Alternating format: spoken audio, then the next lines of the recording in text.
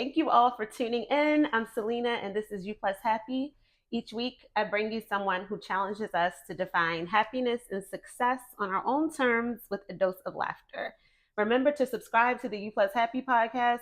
I beg you all every week, but please, that's the most important thing. Subscribe to the podcast on YouTube and tell your friends to tell a friend. To tell a friend. To tell a friend. You can also follow the show on Instagram at You Plus Happy. This week, we have Sabrina Denise, who is a motivational speaker and writer. You can find out more about Sabrina on Instagram at I'm Sabrina Denise. Yes. Which will also be in the show notes, so check those. Thank you for being here. Thank you for having me. I'm so excited to be here. I've been watching. I've been checking in on you. Oh, it always makes like I love the show, but it always makes I want people to watch, but I still get nervous when they tell me they watched. I'm like, really? Yeah, I'm just so shy. Girl, you be doing and your bashful. thing. You would never know that you'd be nervous at all. And I'm like, oh my God, I'm so exposed. But it's okay. Exposure is good. It's all right. So we'll jump right in. How did you get started? So as a speaker or with the project that I've just released? Well, both. Tell me about the project. So the project kind of came out of nowhere. Just to be completely transparent about it, I was getting out of the shower. And for some reason, I get clarity. When the water hit my back, I'm just like, woo, let's think about the day. So get out the shower, and I think I must have had some subconscious thoughts in my mind. And this poem just rolled out. And it rolled out with a lot of fire, a lot of passion, and I just felt the oomph.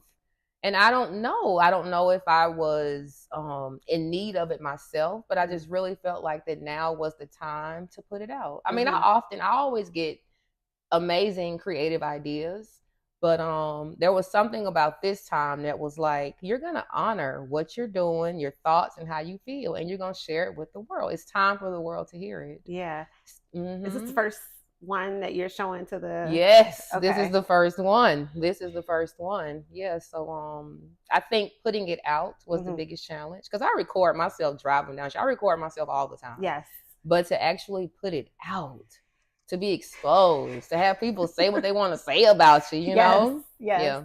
I was, we talked about that earlier today of how vulnerable you have to be to put your work out there. And for me, it's like reminding myself that everybody's like, you didn't ask me this, but everybody's perception is based on their reality. It is. And I can't internalize that. Yeah. So, but I sweat when I release a podcast. Yeah. I sweat when I release clips. I'm like, oh my gosh, it doesn't get easier. But I thought after a while, I was like, oh, I'm just putting this show out. Like, no, it feels like I'm getting on a roller coaster that I've never rode before. It feels like that. I reached out to a friend as I was going through the process, because there were so many obstacles and challenges that came along the way. I mean, when I tell you, it was like the minute I stepped out and said that I'm getting ready to really release this project to the world, everything started occurring. And so I reached out to a friend, and I was like, you be on stage every day of your life. Like, how do you do this? And he was like, we go hard and we go home. And that stuck with me. So even in my moments of going to speak to kids, I speak to a lot of teenagers in high schools, and you know, they're relentless. They don't care. They look at you like, okay, and what you doing? What you want? Yeah. And so I've learned that you have to become almost like another person. You have to tell that fear, that person that has, because the fear is there because you're excited about what you're doing. Yeah. So that's good that you're kind of a little nervous, but I think that you have to kind of like just give that little fearful person a little pinch and make them sit down, and then the other person comes into play. Yeah. And the fear is there to protect us, right? Yes. Because it's something new. It doesn't know, it doesn't know what's going on. That's real. So Isn't that good? Yes. Now, that was very therapeutic. That was very therapeutic. I feel like I was in a therapy session when you said that was good. That's true. Yeah. That's true. That's what the show oftentimes feels like. And then how did you get started in motivational speaking? Oh, God. I really think that I'm called to do this. Okay. I do it in my everyday life. At first, I didn't really know what I wanted to call myself. I was thinking like inspiration coach, I don't know. I was trying to come up with all these names, and I was like, "Girl, you are purely a motivational speaker." And so, my life, my journey, going through things, Mm-hmm. and having to be in the gutter of it all, and just really wanting to help people with my story, you know. And I really feel like I'm called to do it. Like, I don't really feel like I decided to do this, Right. because people find me in the grocery stores, child. They'll Mm-hmm. find me in Publix on aisle 9 and be talking about their life, and I'm compelled to help people and just kind of be transparent. Yeah, I really believe like your life chooses you to a certain Yeah, extent, it does. and there's some things you can try to run, but you can't hide. No, I did though. I tried to Yeah, you hide. try. Yeah, You try. yeah. The Because when key you're word is going try. through stuff, you don't really feel like being bothered, and so I think that yeah, I tried to hide many times. I know all about it. When did you say, okay, I'm helping people, but now I'm Mm-hmm. gonna actually make this part of my profession? What made you make that shift? When I was unfulfilled with the other life, Okay. definitely. I reached a place in my life maybe about 2-3 years ago, Mm-hmm. and I was shopping a show for a network, and at the time it was all about finish the show, get it up and out, let people know your name, and get it done. And when the show got shelved, or I'll say when they kind of sat down on it, I was depressed. It made Mm-hmm. me feel like that my worth was diminished, because it was like on top of the world. Like, you getting calls from LA, you getting these calls from here, and you like, okay, can I Mm-hmm. speak to Sabrina? This is her. And when them calls stop, you kind of be like, oh, it made me really truly understand that I don't need to curse. No, I'm not gonna You curse. can curse. No, I'm not gonna curse. I'm praying about stop cursing so much. But it really it's gonna happen. don't influence me. Okay, you're right. Okay. I'm gonna respect it. Okay, listen. So I'm gonna curse but not curse. Okay. When the phone stopped ringing, it challenged me to realize that I am the ish without outside validation. That was big for me. Yeah. Yeah, I that got was big for chills me. when you said that because it's still, I don't know if it hasn't been challenged in a while, but for a long time I felt like the show, nothing can define who I am that's Yeah. outside of me, because that's a real big problem. It is. Everything is temporary, everything is transient. And so if you get attached to something, you are setting yourself up for big time problems. Big time problems. And I remember, I'm obsessed with Oprah. If you listen to the show regularly, I've said it a million times. Yes. So I used to watch all her interviews, not just on the show, but her when people interviewed her. Yes. And before the show came out, the Oprah show that was on for 25 years, she said, the interviewer asked her, you know, what are you going to do if the show doesn't succeed? She was like, I'm not defined by a show. Yeah. I'll do something else. I'll do something else. Yeah. And at that time I was in my 20s. I'm still in my 20s. No, I'm not. But yes, you are, girl. In my mind.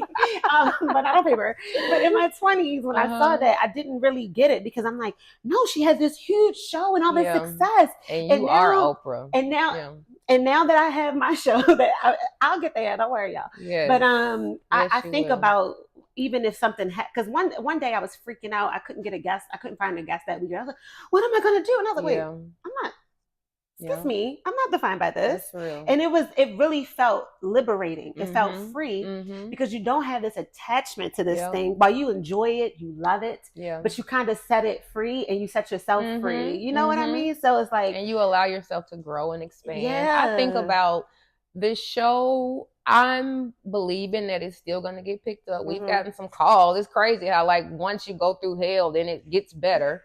So, you know, we've gotten some calls now, but I'm just, you know, I used to think that was so fake. People be like, I'm so glad I went through that. I really am. It is true. I would have gotten stuck just at that spot, but now I was allowed. I mean, I had to go through such a dark night of the soul, and I didn't even know that's what I was going through, but I didn't want to get up. I didn't want to do anything. And it was in those moments where I had to see who I was in the midst of nothing.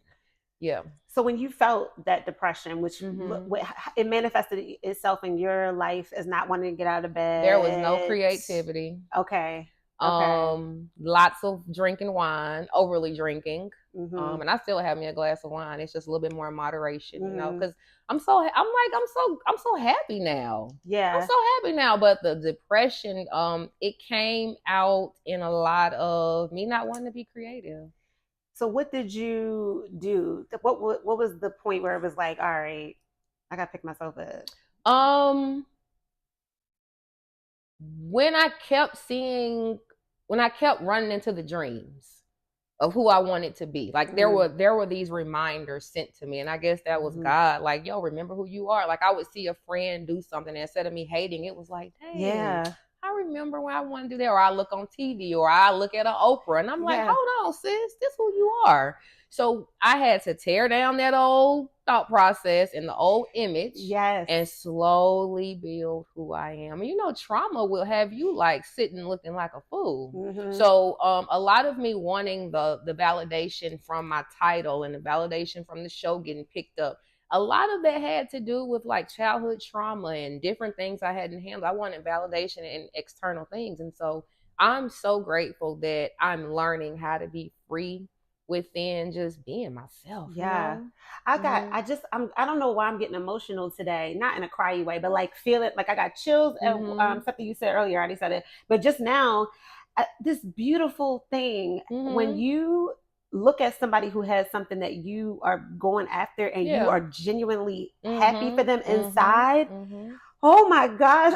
That's when you know you like you really are like you are really but I'm good gonna tell inside. You what's so crazy. I wasn't always like no, that. me either. What are you talking about? I used to be like, damn, I ain't gonna never get there. Listen, but in the moments of me being like, okay, you do that because you begin to appreciate life and you're grateful for every single moment. Even those little tidbits of inspiration you find, because you start to believe in something again. So you take that and you're like, oh my God, I believe in this again. Okay, yeah, we can do this. So I ain't a hater no more. No, for real. I've talked about this in the show before. I have been a hater. Trust and believe. But now it's inspiration for real. And I genuinely, I can't. And this is how I know. I mean, I know it's genuine, but what even confirms that for me is like no one's around. I'm not saying this. This is by myself. You know, inside. And it's not no fake. My first thought is like, wow, yo, that's what's up. Like, I'm really getting excited. I think that's how you know you're aligned with purpose. Because you know nobody can't do what you do. No matter how they do it. Exactly. They can't do what you do. That's when you really love yourself, I think, too. Because you trust that what you have to offer is good enough. And it's what you have to offer. And it's okay. Like, and it took, I will be honest, like, it took a lot of work to love myself. You have to face yourself. Listen, I did not always love myself. And even now when I mess up, I always think of myself as parenting myself. Even when I mess up, I don't stop loving me because I messed up. I'm gonna mess up again. But it's okay. It's I think that's very key. That's very key. There are moments where I've had to look in the mirror and say, no. Do you know what you came from, girl? You better pick your, like, I mean, I had these conversations still. Yeah, me and too. I be like, girl, listen now. You get up. You get up and you still do this. I had a talk today. Me too. I think that's a listen. The talks are important. They are important, and I think that's one of the biggest misconceptions. It's like people think when you get to a certain point, you don't have to still do the work. Yeah, that's real. The work don't stop. Let me tell you something. I'm really cool with some people on some large platforms. The work doesn't stop, and everything that you see on social media is not we love social media for what it is. Social media is our friend, but I think that there's a time and place for everything. So you have to just kind of remember that it's okay to put the face on. That's our right to put the face on, but make sure you have a safe place to release the face, because baby, and you can't do this alone. I thought I could. When I tell you I call up my life coach, I'm like, hey girl, listen, hey, I need to check in with you. Yeah. How'd you find your life coach? Oh goodness, she's actually a friend of mine, and we have mutual friends. And she wasn't always my life coach. Okay, you know, she was going to college and got her degree and had her clients. And my life coach came at a time where I think I was really receptive because she had already started life coaching and had her own people. And I think it was when I would listen, and it was humbling, girl. And she a little younger than me too. Oh, and she brings the pain, baby. Like she taught me. So I went through therapy for 3 years, got out. He actually ended up moving to another practice. And so it just happened, perfect timing. Was in therapy with him for 3 years. He kind of transitioned and made a pivot, and I made a pivot. And so he taught me how to recognize my patterns. like see myself inside what I'm doing so I can break it. Yeah. And my life coach teaches me how to sit inside of uncomfortable situations. I be freaking out, like panic mode. And then I'm like, okay. I know. Like I'm pouting a lot in this season. I'm pouting because I made a promise to myself and God. I made vows to some dreams. And some days I'm just pouting, Yeah. And that's I read this book. I didn't finish it, but I'm reading this book called Letting Go, and that's one of the biggest things. You know what book I'm talking about? I'm reading that. No, shut up. I promise you. That is crazy. I am reading that book. So it talks about sitting in your feelings and not even naming them. Just sit down. Sitting in them. And I have been people. I think the mainstream pushes that escapism is drugs or alcohol or sex. No, escapism is anything you're doing to distract you from yourself. Whether it's social media, too much TV. And I'll see that. I'm like, oh my God, I've been playing this game on my phone for an hour. I'm trying to run away. Just be trying to process Just stuff. trying to get out. But I'm also just trying to get away from whatever guess what? It's still going to be there. It is. I don't care how much you try to run, whatever you need to deal with, it's going to be waiting. It's going to be like, it's gonna be right there. And that's the part that makes you mad. You be frustrated, like I don't wasted time. Now I still got to think about this. Yeah. Yes. So that is a big thing of sitting. And that's a newer practice for me. Because I vape, but I'm trying to quit. I'm working on quitting. Yeah, it's like a pacifier. It comforts. And one of the things I'm like, because I didn't vape for 2 weeks recently, and I was like, oh, I was running from all these feelings. You have to just sit in it. You just gotta sit in it, and it's okay. It's not as scary as I thought it would be, and even if it's sometimes you might have to cry. You gotta breathe. You gotta pray. You gotta do whatever you gotta do. Because listen, it ain't fun. Yeah, it's not. Sitting through some of those feelings. It doesn't feel good, and in that moment, it feels like the worst part of your life. You feel like you are literally about to die. I'm telling you, like you feel like you're about to pass out. And so I kind of just step outside my body and look at myself and say, I kind of like, okay, girl, it's gonna be okay. It's gonna be okay. Like I actually give myself physical touch. Because we'll like sway when we're comforting ourselves, or we'll like do this, or so I do whatever I gotta do, girl. We're gonna see this dream. I never thought about doing that. I hug myself sometimes. But I never thought about stepping outside of myself and looking. I might have to try. It's kind of kooky and it's kind of weird. And the other thing I'll do, like I'll tap my foot, or I'm not gonna mess the mic up, but I'll get into my heart space and I'll just pat. And you'll feel yourself calm down. And girl, I seen a new one on Instagram. I ain't tried this though. But you take your ear or your earlobe and you pull. And it completely distracts you from what you're doing. Ooh. Don't it like do something? It's doing something, girl. And when you it's something happening. So girl, like I am so down to do what I have to do because I want to be happy. Me too. And healthy and alive and all that good stuff. And all those things, they might seem kooky to somebody else. I'm down for all of them, especially if they ain't hurt nobody. They're free. I'm able to try. I'm huge on affirmations. Do you do affirmations? I do affirmations. I need to get back on them. I feel like I'm in a space where I finally believe in me again. Like you can't tell me nothing about me. Like I am so in love with me. So now I want to kind of like figure out what I want my affirmations to be, because maybe 3 months ago they were this, and this. Now they're this. So I'm gonna get back on it tonight. I need to do it. I have strayed from mine as well. I only do 2 right now. I used to do like 20. That's what I think I need to do. I think I need a real good, strong 2. Yeah. I want to go back to a little bit more. Okay. Because like you said, some of them get played out a little bit. Do. Or maybe they don't work no more. They're like, okay, this ain't hitting like it used to. Yeah. So I need something that's hitting. Yeah, me too. So I gotta play around with it, right? You gotta think, and I don't think you could just write any old thing. It's really got to be a lot of emotion and effort and thought behind it. I mean, for me anyway. Yeah, I feel you. So one of my questions is I wanted to ask you something about motivational speaking. I forgot. Okay. I forgot what I wanted to ask you. Oh, have there been any struggles with that? And how did you get? Who did you talk to first when you were like, oh, I'm a motivational speaker? I talked to women first. Okay. Yeah, I can remember like pulling up on folks at the shelters, at the homeless groups, just people who I thought needed it the most. And it's kind of transitioned into people who are not on their last leg. But I heard you say something. I thought it was a really good question. You said, what were my struggles? My voice, being from the South, being country, not feeling like I was as polished. But then it's like, you know, if I'm the person that's sent to help people accept themselves, and I have to walk into that. So I just embrace it. You know, sometimes I can talk well and sometimes I can't. And I don't never know which one is going to really like pop out. And I'm okay with that. Like people tell me like, did you just say that? It'd be so much love in it though, girl. I get away with it. Yes. Did you just say that? I did. I'm sorry. I know exactly how you feel about the voice thing because I'm from Baltimore. Oh, y'all got the cutest voices with the but it's also it can be very hood. Like, oh, my mother was at the store. I'm like, oh my God, I love it. And don't let me have some drinks. I love it. It's like I love it. So I was like, try, and I've been made fun because I was telling you I moved around to a lot of cities. So do people know that you're from somewhere else here?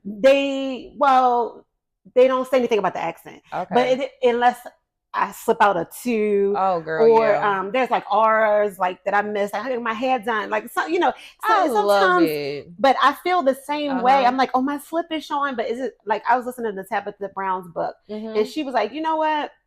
I tried to change my accent and I couldn't, and it felt inauthentic. Yeah. And so I just embraced it, like you just said. And I was like, you know what? It's like that. I want people to take me. My fear was that people wouldn't take me seriously with that accent. But then I had to remember, it's okay. That's where I'm from. You present, I'm not playing no games. So I don't think they would take you like that. You present, I'm not playing no games. So. Thank you. Thank you. I'm not. No, I'm just kidding. But you transitioned after you felt so you were, because I was listening to Les Brown and he said he started elementary schools because he said they didn't know what I was saying to get me comfortable. So when did you feel like, okay, I need to there's time for a transition? I think that your desire has everything to do with it. And I had to question myself, why are you just targeting this demographic? I mean, I am so grateful and open to go wherever I'm led, for real. But there was just a desire. I knew I needed to challenge myself. I knew different people was showing up. I knew that I was challenging myself for different things. And so when the desire is there, girl, like I'll pray about it. I'll kind of like seek it out, and then I'm on the move. Yeah. Like that was a part of my growth. Stop overthinking things. Because I was an overthinker. Yeah. I know so many people can relate to that. I know I can. And I want to, if you don't want to talk about this, it's fine. But I know you mentioned being an entrepreneur for a while. Okay. How I know, and that's like a lot of people want to be entrepreneurs right now. It ain't for the faint of heart, but it's cool. Try anything, and you will soon realize that it's not all glitz and glamour. Yeah. But how did you? I would say get the courage, the idea. How did you get started with that? My Lord! So first of all, I never really wanted to be an entrepreneur. I wanted to have like a step, I guess maybe like a staircase career. Go to this class, you get this accolade, you go corporate, you go do. I mean, I wanted that. You know, the earth sign in me wanted to be very foundational and be this way. And when I got divorced, because I was on a film set, and then, you know, divorced with 3 kids, 12 to 15-hour days, I couldn't see my kids. I couldn't spend time with them. So I knew I had to pivot. I think that my greater good for my children led me to being an entrepreneur because I had to make money for us. Because mama still want to pull up and eat good and do a couple things, right? So had to support a certain lifestyle with them, but I had to spend time with them and be a provider and a nurturer. So it was kind of like circumstance. And then I like freedom too. I like freedom. Yeah. I like freedom. I don't really want you to tell me when I can go to the bathroom or let you know something. So yeah. That's my biggest value with career is freedom and autonomy. But what's funny is you like being on set, you lose a lot of that. You can't just run to the restroom when you want to. You just can't. That's so funny that you say that because a lot of my dreams got dispelled. Like, I guess when you're on the outside looking in and things look glamorous, and then when you get in it, you be like, "Ooh, this ain't what I thought. This ain't no glitter over here. I thought. No glitter here. This ain't it." But yeah. I think it's still good to try the things that are calling you, right? Because I'm Mm-hmm. sure I don't want to assume, but I'm Mm-hmm. sure you learned a lot in that space Oh God, yeah. that got you to where you are now. Yeah. But then, like you said, at some point you have to pivot if it's not Yeah. what you need in your life at Yeah. that time. I love that, and that's one of those things I think about a lot too. Because it's like, oh, I want to act so bad, but I don't want to be on set for 15 Yeah. hours. I just don't. I think that we should all honor our desire and just find our find our little piece of the puzzle in it. You know, Yeah. I have a nonprofit, and for the longest, it was just about me being on my own, raising funds, helping with the kids. And I woke up one day and was like, I still want my nonprofit, but I want to partner with people now. I want to Mm-hmm. be in the community. I am not the paperwork girl. I want to touch people, feel them, hug them, love them. You know, and I felt guilty for that too. Isn't that crazy? Really? Yeah, I felt guilty. Really? Mm-hmm. Why'd you feel guilty? Because I was in a very successful place, and everybody Mm. was, you know, different mentors and associates were advising me on the money that could be made, and there was some money made, but then I was so unhappy. But I didn't know I was unhappy. I was blocking that off. So yeah, now I'm excited. Like I'm getting ready to partner with some people. I'm taking classes now to better myself. Like, you know, the ego is completely like getting dropped.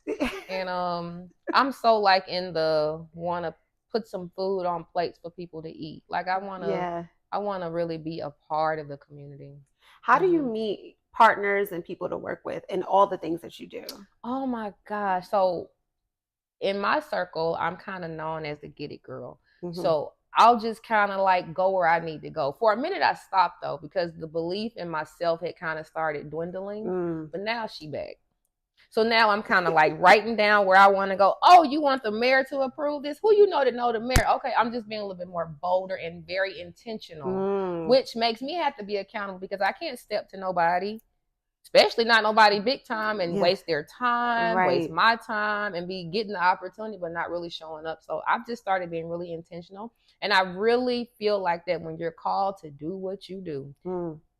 you're gonna run into somebody that knows somebody, or you're gonna run into something. Yeah, yeah. Yeah. I like what you said of being intentional. And then well, Mm-hmm. another thing I'm hearing for listeners is you're not afraid to ask. Yeah. That's all it I'm real crazy. Like I have no idea because I'd be nervous. I'd be nervous as heck. I'd be so scared. I'd be like, you're walking. You know what you're gonna say, but in my mind, the Sasha Fierce comes out, and I'm gonna say something. Yes. I don't know. I think it's like because you already did the work at home because you got your intentions, Yeah. you know where you're going, you know why you're asking, you did all that. Yeah. So now it's kind of not autopilot, but it's like, all right, Jesus take the wheel kind of thing. Oh yeah. And this year, because I still get scared. I even get scared to ask people on the show, but I'm like, you know what? I find that so hard to believe. No, I do. You are so the bomb on the show, girl. Sweaty, and I keep saying sweaty, but when I'm nervous, I sweat. I'm like, oh my god, I'm hot.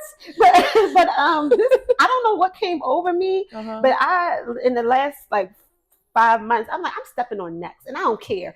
I don't care, and I don't care what you think of me. I don't care what you think about the show, and that energy is not always at 100, but it is there. I'm like, you know what, y'all, whatever's for me is for me. I'm asking, like, and just feeling courageous. You know what I think it is? It's because you're putting in the work. Mm. So it's kind of like this thing, like when you put in that work, girl, you know you got it. Yes. And the people who are putting in the work too, they don't judge you as harshly, I feel like. That's true. You know what I mean? That is so true. If you're dealing with people who are not in your world or trying to do big things, and listen, you got to live your life, but it's a different. It is. It's a different exchange. Like it is. It's a very different exchange because the people that are putting in the work or have put in the work, they know what it took to get to even the smallest piece of something. So you'd be like, okay, yeah, like, because they remember how it felt to do the little steps. Yes. It's so true. Because you can't get to the big spot if you ain't doing the little steps. I tried to jump steps. I'm telling you. I tried to jump the steps. It's no jumping. Mm-mm. I mean, you can have a little favor on your life, but somewhere along the journey, you've put in some work to get there. Right. No, for sure. I keep thinking about that. That you can't eat an elephant in a day. You got to take off the chunks, and that's what you're doing every day. What's your biggest motivation? God. Okay. Okay. Wait. Let me. Okay. So can we? Okay. So. Black people always talking about some God. Like, that's all we talk about. I want to be a little bit more expansive. I want to be more well-rounded in that answer. Yes. What's my inspiration? Did you say that was a question? Yeah, motivation, inspirations. Okay. My children. We're going to go with physical things right now. Okay. I would say my kids. Okay. Yeah, I'm a single mother. So it's a little bit, because I'm being honest with you, my friends be like, girl, I don't know how you do it. You're so disciplined, you work all the time. I don't be wanting to. But I know that I have 3 mouths at home that are like, I want. And my kids got expensive tastes, you know? So, I want them to have. So my children. Yeah. And I like to have too. And I want to make a difference in the world. And it's not about me. I'm telling you, like, I have to remember that every day. It's not about me. You. Yeah. I feel like it's so important to honor what you're called to do. And it's hard. Yeah. It's not easy, but it really, when you're in it, I feel like you don't even feel like yourself. Like it's almost kind of moving through you. It's real. It's real. When I get up on stage and I talk to people, some days I'll be like it's probably more, and I'll talk to any group of people, but it's probably more challenging for me to talk to a group of 3 or 4 than it is like 300. Like when it's time to go on stage and deliver that message, I'm like, woo, let's do it.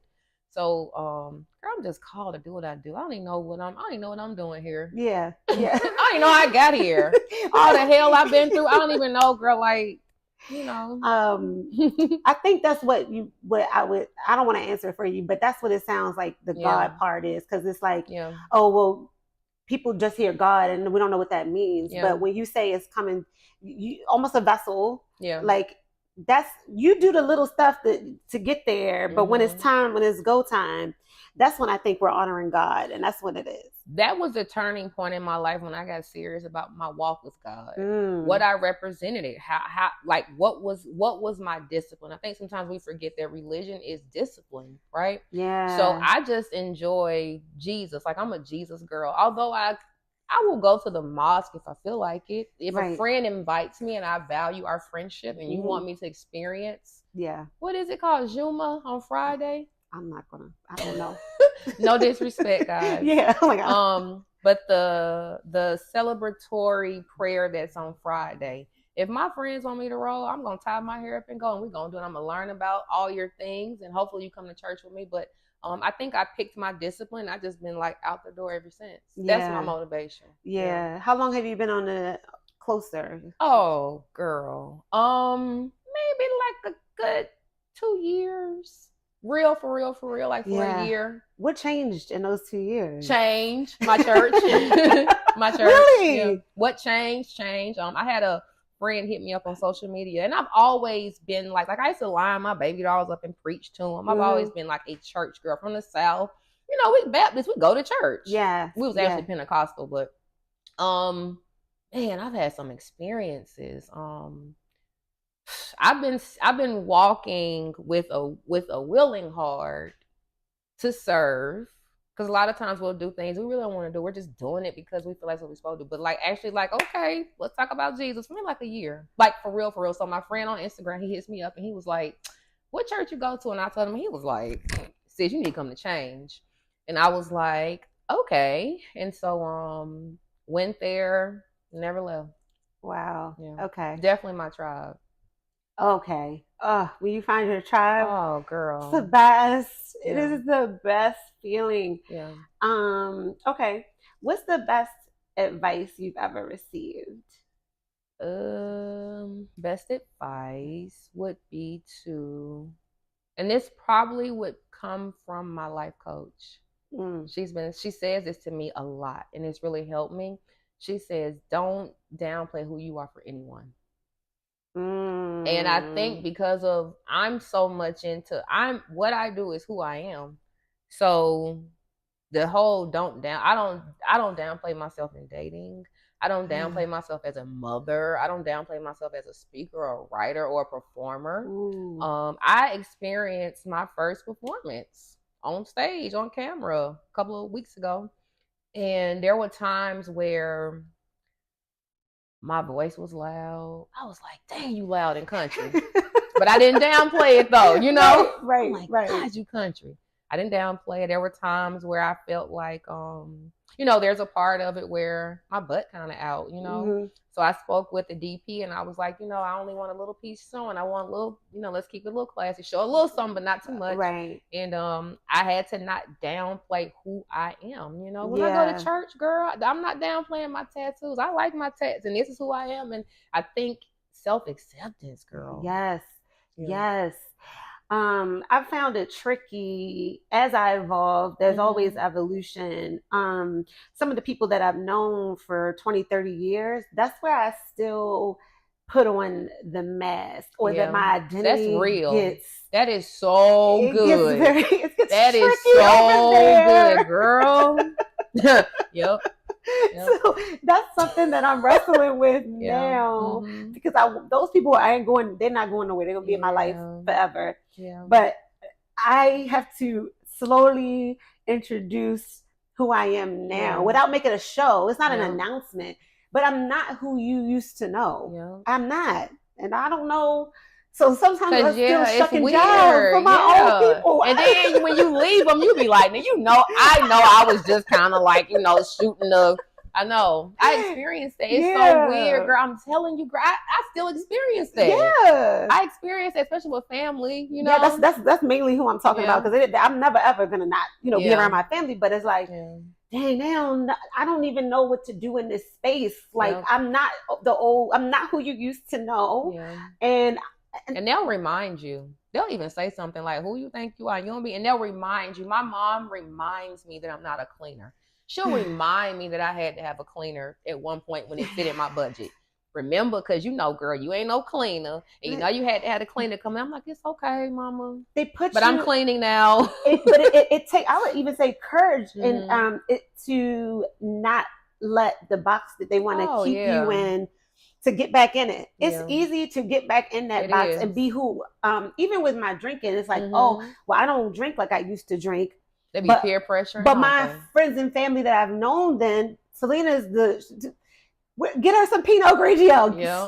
Like, no. And I'm like, even just that, saying no to that or not, they were, what's going on here? And you have to be really confident in your decision. Yes. Yeah, it's weird, girl. Imagine being celibate and then your person call you. I promise you, I just had somebody the other day. You triggered me, girl, to tell you. I wasn't going to go this deep, but I'm going to go. This is good. This is good stuff. I hope you watch it too. But called me the other day and he was like, so, he had the selling point was really cool. Like, we're going to go here, we're going to do that. And I was like, oh, okay. I said, well, I'm going to drive my car and we're just friends. We used to kind of kick it back in the day, but he presented this sneaky little thing and I had to be bold, and I felt weird. I felt like the holy girl. I felt like the goody two-shoe, the holy girl. And I was just like, you know what? I'm going to respect my boundaries because I've worked so hard to get here. And girl, I felt weird because it was kind of like, okay, though. And he didn't say anything disrespectful. He wasn't out the way, but I didn't want to put myself in a compromising position. Girl, it is deep. When you have to be like that, you feel so weird at first. Yes. But I think too, but it's not real. This just came to me. It's not, those changes aren't real until they're tested. Ooh, right? Yeah. It's easy to be in the house like, I got boundaries. Yeah. I'm a new person. Yeah. But it's like, that's not real until you go into the real world and it gets tested. When they get tested, because it's like, so those things do, they do have to happen. And it is very uncomfortable. Like, anything that we're doing that is completely outside of what we're used to doing is so uncomfortable. It's like, it is. I'm gonna tell you what taught me boundaries. One, my therapist taught me boundaries, and he used to tell me to use the boundary. I'd be like, I can't do that. So I kind of heard it from that angle. And then I had a friend. She told me, I had put some picture up on social media. It wasn't derogatory. It wasn't nothing crazy. I didn't exploit her. She just didn't like the way she looked. And she called me the first time and was like, I don't like that. And I was like, well, I was trying to negotiate my post. Like, no, I'm not doing that. So I left it up. And then she called me for like the second time, maybe like two. She's like, remember I told you? Because I think what happened was she probably was just going to be like, whatever. And then I think it really bothered her.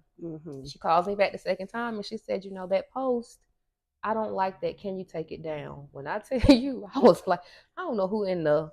And in that moment, I was like, I have to respect what she's saying. And I have to respect her boundary. And girl, from feeling that moment, I'm like, well, shoot, Grip, you can do it. I can do it too. Yeah. So I think surrounding yourself with people who have boundaries too, it helps a lot. That's so true. Mm-hmm. Because I have struggled with, I still, my boundaries are still, that's something I'm going to work on. But no boundaries, none. I didn't even know what a boundary was. I didn't know either. I didn't know what about. I promise you, until I got in therapy, my therapist was like, "Well, you know, you can say no," and I was like, "What? Oh. Who? Yeah, what's not really in my vocabulary." Yeah. That's something I still have to struggle. I struggle with, and that comes from being okay with the outcome. So being okay if you tell somebody no, that they gotta go, like, and that was scary for me. Like, oh, this person might, but that I know the big thing of like that ain't, it's not meant to be, blah blah blah. But that's very scary for someone like me, and I would be like, okay. You made me think of something. You made me think of something right there. That was good. I might actually make a visual. Yes, we might have to write this. That was good, Selena. You said, whatever you said, it made me think about when you have the boundary, right? You feel like boundary just sounds like a big old person. And a lot of times we don't want to have boundaries because of different ways we've had to be from children on up. So it's kind of like as the boundary is the adult to the child. You have to stand in front of that weak part if you want to be like, no, you're going to do it. Because, girl, I have had boundaries and went in the bathroom and cried because I felt so uncomfortable and so mean. Yes. But I know that I'm growing to a person that I've never been before. Yeah. And if I don't express these boundaries, I'm not going to become that person. So, girl, you're not going to, I think we all struggle with boundaries. Yeah. And it makes it, and I feel like the message behind boundaries are like, oh, it's good for you and it's going to be all rainbows and sunshine. Yeah, it could be good for you, but it still hurts. It's like, because we don't want to hurt the person. No, and I don't want to be rejected. Yes. You're going to get rejected when you have boundaries, and I don't want to be rejected. But I'm going to tell you what's so crazy, girl. See what you're doing? We're having a whole session here about boundaries. Girl, okay, this is the last thing I'm going to say. Okay. I realized, and I didn't know this really works like this, when I utilize my boundaries, it's actually teaching people how I want to be treated. And they'll come back and be like, they might say something like, "Oh, I was just playing," but then they come back on the back end, they treat you like how you want to be treated. No, it's true. And you do have to treat people how to treat you. And you said something else that I thought was important when you, it's not really on the boundary subject, but when you honor your friends' boundaries, or when you took a beat and said, this is not about what Sabrina wants. This is about what my friend wants. Yeah. So Sabrina wants to keep this post up, but what's the bigger picture? And is it this important for me to keep it up where I'm going to not disrespect, but not honor my friend? And I think that's a beautiful mindset. You are so right. I didn't even know that she really felt that serious about it. And so, I wanted to negotiate that, and she wasn't standing, she wasn't going for it, and I had to respect the girl. I felt some kind of way. For about an hour. Right. And then the bigger picture is she felt like, first of all, you took it down, so she felt happy with that regard. Yeah. But I'm sure, I can't speak for her, I don't know her, but I'm sure that she also felt heard and understood, and it can make the relationship richer. So it's like it's a bigger, that small little thing. Girl. So if somebody did that for me, I would be like, dang, they really are listening to me, and I value them even more. It's so important to be heard. Yeah, we all want to be heard. I ain't call you to not be heard. I know that's right. I didn't call you. Tell when people ain't listening. You can tell. We can tell. We can tell when you ain't listening. It's very true. Nobody likes that. No. Okay. We are almost at our time, and I want to respect your time, talking about boundaries and all that. So let me see what most important questions. Okay. So I'll ask one of the, I think, is a favorite question. What do you hope people say about you when you're not in the room? That she a real ass. I'm just kidding. I won't do real that. ass. Give it. Okay. I'm sorry. I want people to say, "Wow, she really changed my life," or "Wow, she really gave me a word that helped me out." Okay, that changed my life is a tall order, Sabrina. I know, right? I'm changing lives, girl, just by walking in the room. I know. I want people to say, "She's so cool." Okay. Like, I want to give people love, and I want to present a loving space for people, which I really do. I want to be the mean girl in the room. And I'm not the mean girl, girl. Well, you've evolved. Yes. I've never been the mean girl. I never got to be the mean girl. Why did you want to? Because it seems as if the mean girls are respected. Mm-hmm. They seem powerful to me. They seem powerful. And I am a very powerful person. I'm respected. But mine don't come across with being mean. Yeah. What does a mean girl look like? Not physically, but you know what I mean. A mean girl got an attitude. She don't care about nobody. She's all in it for herself. She mean. She's all about herself and what she can get, and that's it. And she will cut you to get what she want. I'm too selfless for that. It ain't gonna work. Damn, I could never be a mean girl. I can never be a mean girl. Maybe for a day or something, because I can get an attitude. Okay, but I can't cut nobody. No, I can't. And I know you're not talking for real, but metaphorically, I'm too selfless. It ain't gonna work. Dang. Well, I never got to be a mean girl either. Whatever. We could play one day. Okay. We're gonna go out right here in the city. And you're gonna say 1, 2, 3, go. Yeah. And I'm gonna take the camera. And girl, you probably gonna have 10 seconds. And then you're gonna be talking to somebody about their life. Like, no, you're supposed to be a mean girl. Like, oh yeah, I forgot. But you want to, when you're not in the room, you hope that people have learned. You gave them something. Yeah. Made their lives better than they were before. I want to be a walking blessing. I get that. So the whole show is about success, and like we wanted to challenge the ideas of success outside of materialistic things. Okay. So this was the whole reason we started the show. What's your definition of success? Oh, wow. That's a good one. My definition of success would be choosing how you want to live life. Choosing how you get up in the morning. Freedom. Choosing who you want to be, where you want to be, how you want to be it. I love that. That's success. Because some people can have a ton of money and they still, girl, they're still so unhappy. And so success is happiness to me then. Yeah. In one season, success was about money and notoriety and material things. And I still want all of it, baby. I am so here for luxurious items. But I don't want them at the cost of my soul. I don't want them at the cost of being unhappy or being stressed out. Yeah. And you don't need them to, like you said earlier, validate you. Yeah. That is completely different. I think nice things are wonderful. Yeah. But when it's like you said, costing you your soul and you need them to feed yourself, it's like, that's dangerous. That's dangerous stuff. Yep. At one point I was running 3 businesses that were making a nice amount of money. I mean, I wasn't balling, but I wasn't really worried about nothing. And I was in the grocery store and my body just started doing this.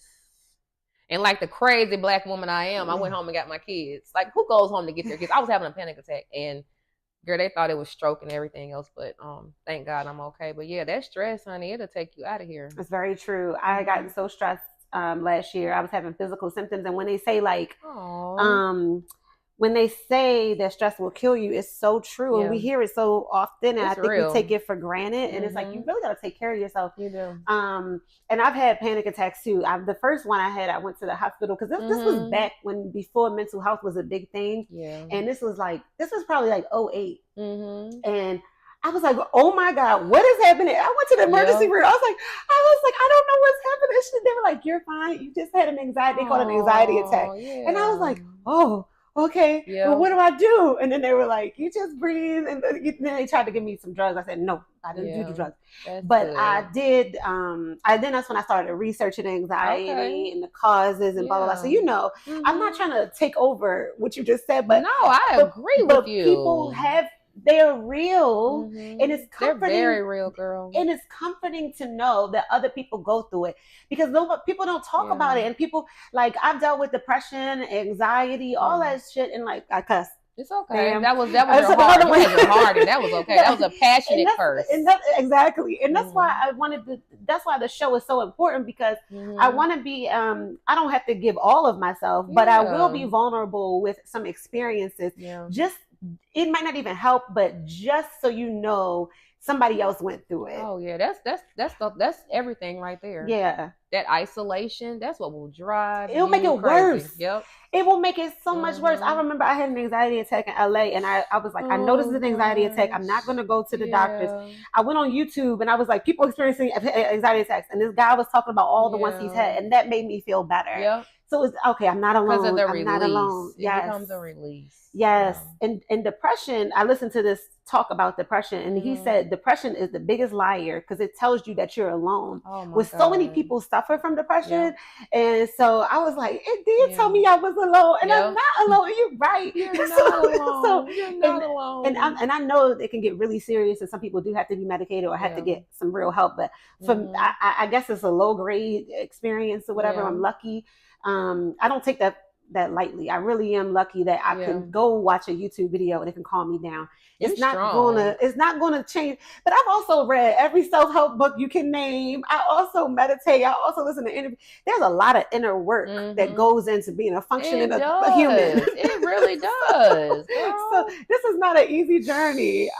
Some people just wake up and they're even keeled, balanced. Not your girl. Not me neither, girl. Not me, girl. I'm doing everything in the book. Praying, reading scripture, baby. Yes. Burning a candle. What I need to do. Oh, talk to yourself, read an affirmation. I'm doing it all. All of it. Okay. So some days are easier than others, but I think when you put the stuff in all the time, just like working out, that's what it is. You get stronger and stronger. It gets easier and easier. Some days are harder than others, but like in my 20s and teens, it was a wreck. Girl, the 20s are a scary place to be. I don't like that. Girl, them 20s is like, what was you thinking? Why wasn't you somewhere taking a nap, sis?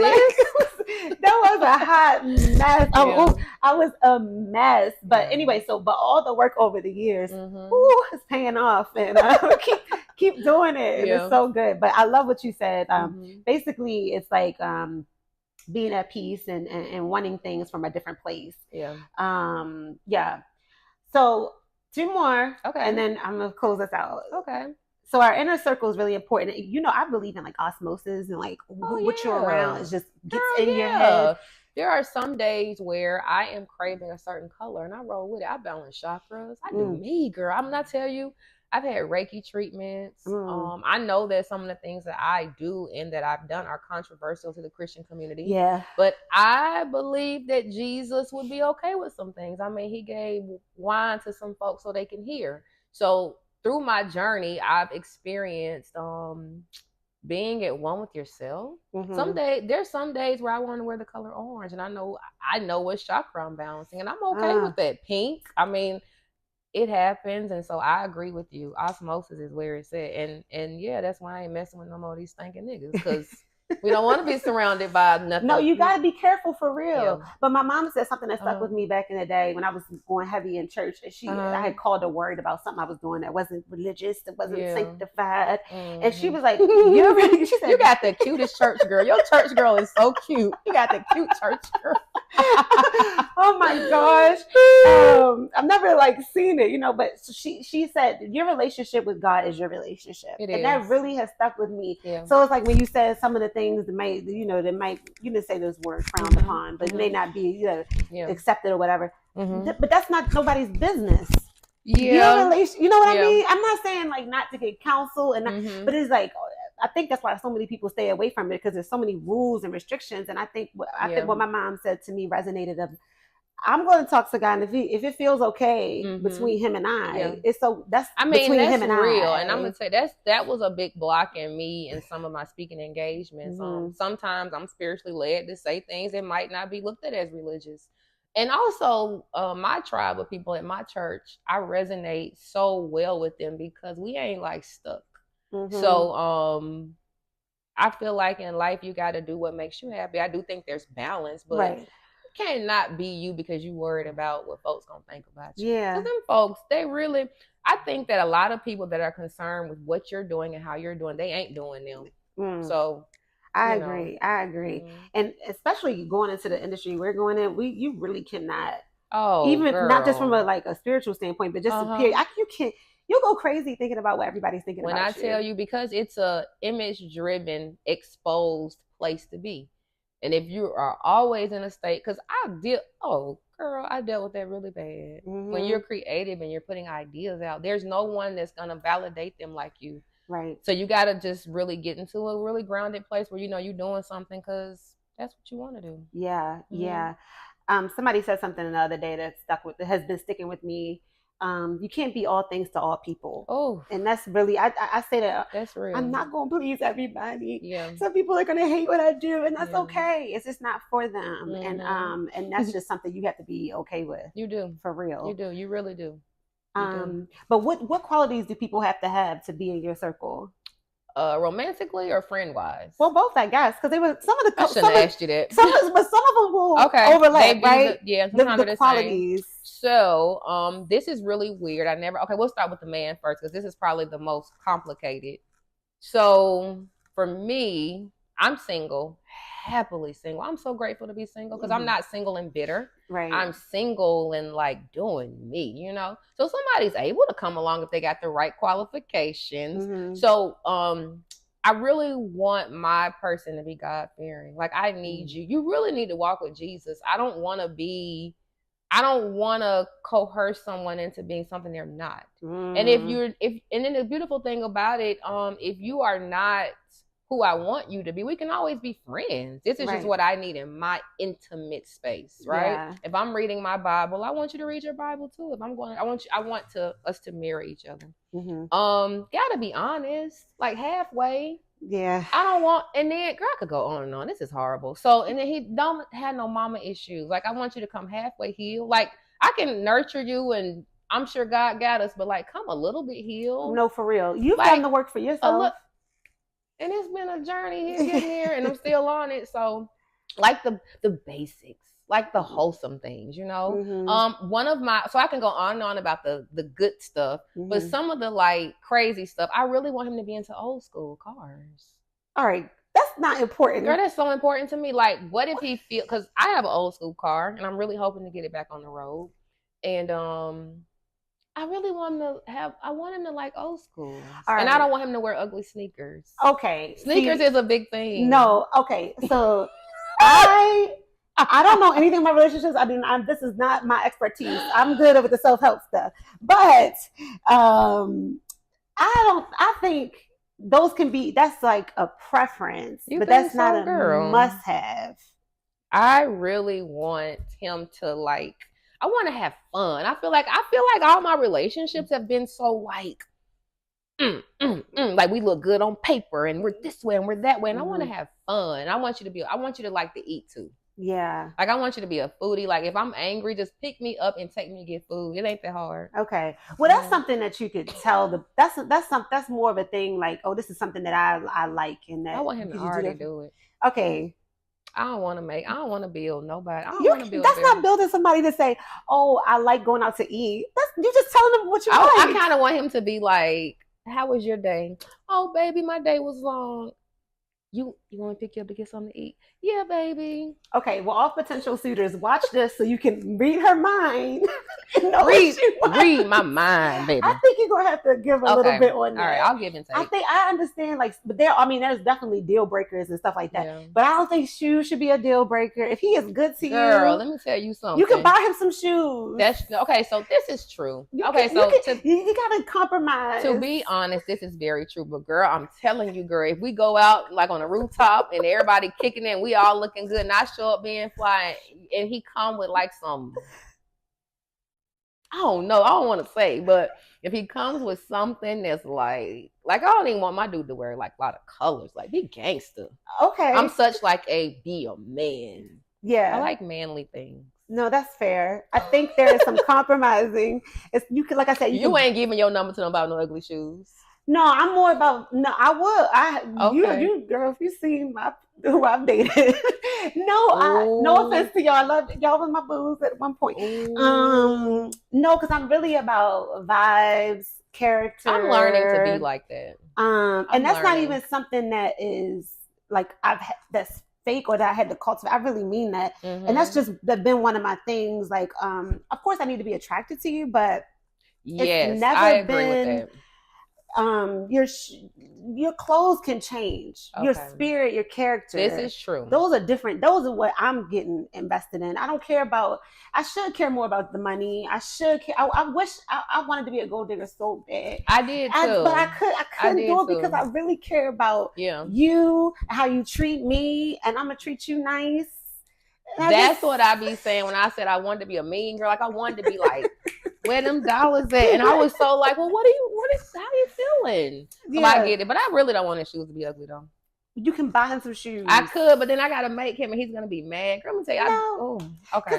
Because I dated somebody who I don't dress sexy, right? I dress very chill. I dress sexy, every once in a blue moon. And I dated someone who's like, babe, I want you to wear more dresses and do this. And I was like, okay, because that was my boo. Yeah. And I think it's different with a woman. He would buy me dresses and I would wear them. And I would do that cute. now. That's cute. So if I was somebody and I don't care about shoes, but I respect that you do. So if you care about his shoes, you can just be like, this is my man. I'm going to buy him some shoes because this is important to me. He treats me so good in all these other ways. That's why I ain't got no man. Because God is like, we're going to work on you. Because you is a trip, girl. You are. You is wrong. Because nobody is the whole package. Like you're not the whole package either. Sorry, Sabrina. You are probably you got a lot to offer, but he's going to have to make some compromises too. I work a lot. That's what men complain about me with. I work a lot. And I've seen some things in myself in relationships. Oh, woo, Selena, you were not. Wait a minute. You are not the whole package. You got some areas you need to work on. This is very true. I'm going to do better. So you're human and they're human. So I think that's anyway, I think you should compromise. Fine, girl. I'm going to compromise. That's your business. But I'm going to tell you something, what I've learned. When people tell you things, if it strikes like a little something, you got to listen. Yeah. So I'm going to write it. I'm going to write about this in my journal. But okay, so this is what I'm thinking. So like, okay, this is grow. Here we go. I'm growing already in 10 seconds. If he has all of the like characteristics, like he's a good dude. I be wanting guys that like do mission things. Like I'm gonna go feed the homeless. Like if he does things like that, and he's a good guy and he loves God, and I like men who have dogs too. If he got a dog, all right, that's something else that you can. He can have some busted shoes, Okay, that's cool. Then I'm like, okay, because then all those other things. But if you like ain't got those attributes and you trying to be fly and you got some ugly shoes, then I'm like looking at you like, boy, bye. Yeah. If he is not a great person inside and he has all the fly shoes and all the dogs, it's not gonna work. It's actually kind of cute. Then okay. I could do ugly shoes if he's a good person. Yes, and you can get a dog as well. I don't like men who don't like animals. What if he likes them? He just like, I like dogs, but I don't have one. I'm not opposed to it. I don't have time. Honestly, that dog will be in a lot of pain. When he says he doesn't have time, I can take that. Yeah, because he's out here grinding. Because he working. He don't got time. He out here feeding the homeless. Right. He ain't got time. He going to church, so he ain't got time for the dog. I get that. He going to. But I don't like guys who be like, ew, that's a dog. Like I'm like, you supposed to be Paul Bunyan, love every animal. Chop them trees down. I think there's you're going to figure it out when you journal. I am. A lot of compromises. A lot of compromising, yeah. And I don't think they have to be compromises, but just some things that's not a deal breaker. So I haven't been dating in a while. Okay. So I'm going to take these nuggets on my future journey. I think I'm going to start in like 2 months. I give myself like 2 months. Yeah, because then because I ain't even in the mood to get no waxing, girl. I ain't even going to the wax, girl. The wax can kiss my butt. I ain't doing none of it. But when I get back into this like mode, now I'm just like in grind mode, like grinding. I am grinding. So I think when I come out of a little bit of the grinding, I'll go. You'll put yourself out and there. I'm gonna give the gods with them hard bottom DNK shoes on. I'm gonna give them a chance. The slippery Earls. The slippery Earl shoes? The slippery Earls. I'm going to give him a chance. He could have a good heart, girl, feed the homeless, have a dog, go to church.